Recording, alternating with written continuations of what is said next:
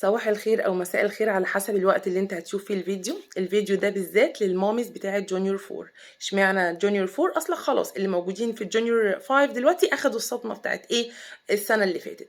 طيب وخصوصا ماده ايه؟ ماده الساينس. احنا هنشوف احنا هنذاكرها ازاي. طيب اول حاجه انا بنزل شرح المنهج على الصفحه بتاعتي، وبينزل كمان على جروب ذاكر من المعاصر. عايزين سمري بنزلها على قناه اليوتيوب وبنزلها على البيج عندي. شفت السيشن بتاعي، شفت السمري بتاعي، مش بتاخد معايا يعني مع اي تيتشر عادي. ذاكرت بيبعت لك سمري، الفيديو، اي حاجه، المهم انت تذاكر. طب بيكون عندي في ووردز جديده، الكلمات الجديده دي اعمل فيها ايه؟ زي كلمه مثلا camouflage، adaptation، انزل بيها 2 لاينز، سطرين كده بساط. ليه؟ عشان احفظ السبيلنج بتاعها وابقى عارف الكلمه دي لو جات لي في الكويشنز انا هجاوب ازاي.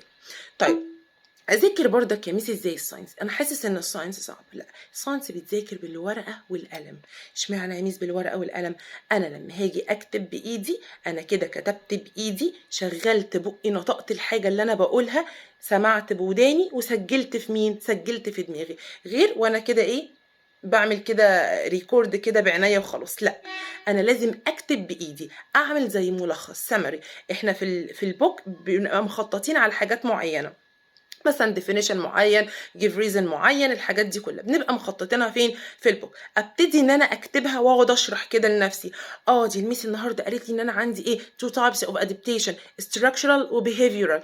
الميس قالت لي structural يعني يا ميس تشينج في البادي structure، وابتدي اكتب الحاجات دي. طب يا ميس البيهيفيرال ده تشينج في البيهيفز، في الاكس، وابتدي اكتب الحاجات دي. طب اكزامبل يا ميس هنا في الاستراكشر، ده البنجوين لما يكون عنده يا ميس الايه؟ البلاد فيزلز، ده كده حاجه ربنا خلقها بيه. لكن يا ميس هنا مثلا المايجريشن اوف ايه؟ اوف بيردز، هجره البيردز، لا يا ميس ده كده ايه؟ ده كده بيهيفيرال، بيعمله بمزاجه. وابتدي ان انا اكتب الحاجات دي كلها.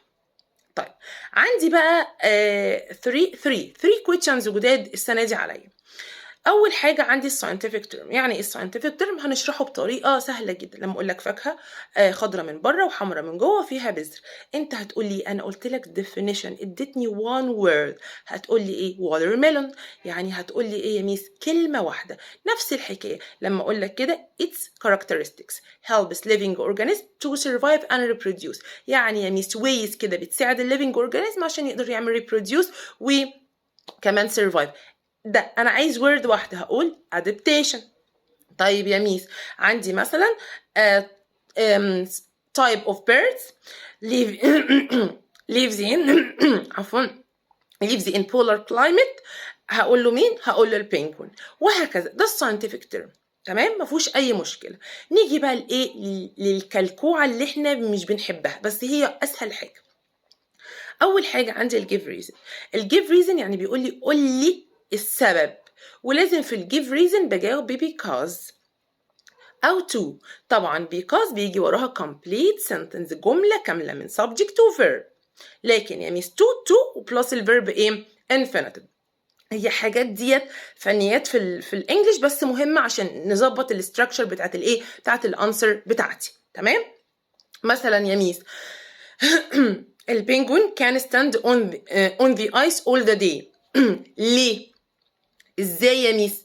ليه؟ اللي بيحصل؟ هقول له due to او because او to يا ميس، اي حاجه من دي هقول له due to the movement of blood vessels، عشان حركه البلاد في البلاد فيزلز.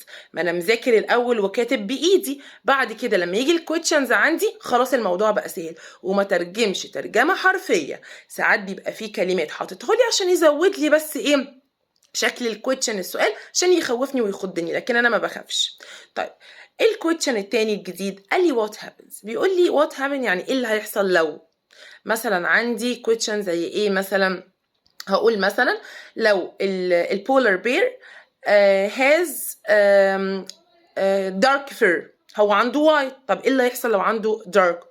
لا يا ميس it can ايه؟ it can be seen easily، هيتشاف بسهولة، صح ولا لا؟ ولا هيقدر يعمل هانت، وممكن يا ميس كمان ايه؟ يعني يتاكل. فالموضوع بالنسبة لي سهل جدا. المامي ما تتخضش، هو منهج جونيور 4 في الساينس يعني كم المعلومات كتيرة جدًا، بس لو مذاكرة أول بأول، نحل امتحانات أول بأول، نراجع أول بأول، الموضوع بالنسبة لنا هيكون سهل جدًا. وبالذات أنا خدت درس الساينس النهارده، هاقعد أذاكر النهارده. ليه؟ بتكون المعلومات لسه في دماغي. ذاكرت أبتدي إن أنا أحل الواجب. دي كده كانت شوية نصايح كده، يعني يا رب أكون أفدتكم بيها عشان نذاكر الساينس. أشوفكم على خير. باي.